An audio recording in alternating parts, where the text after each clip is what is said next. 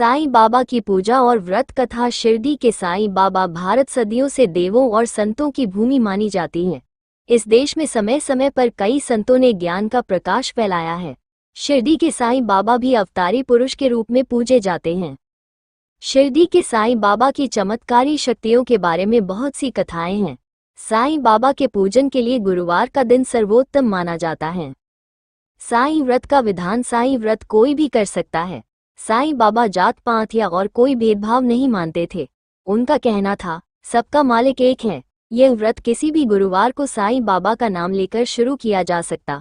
सुबह या शाम को साईं बाबा की तस्वीर या मूर्ति की पूजा की जाती है।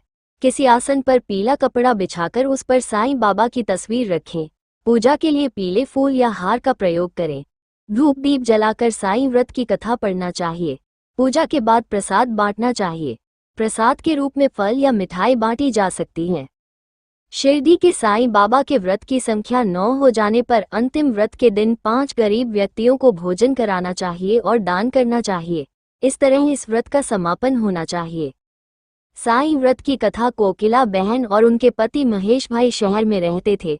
दोनों में एक दूसरे के प्रति प्रेम भाव था, परंतु महेश भाई का स्वभाव झगड़ालू था।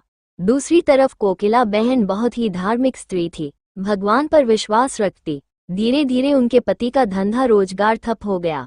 कुछ भी कमाई नहीं होती थी। महेश भाई अब दिन भर घर पर ही रहते और अब उन्होंने गलत राह पकड़ ली।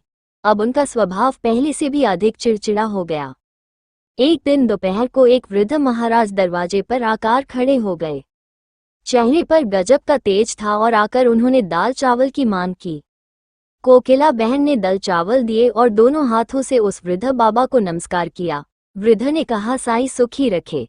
कोकिला बहन ने कहा, महाराज सुख मेरी किस्मत में नहीं है, और अपने दुखी जीवन का वर्णन किया।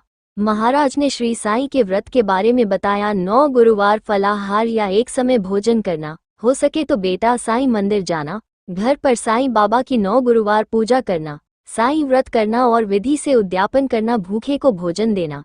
साईं बाबा तेरी सभी मनोकामना पूर्ण करेंगे। साईं बाबा पर अटूट श्रद्धा रखना जरूरी है।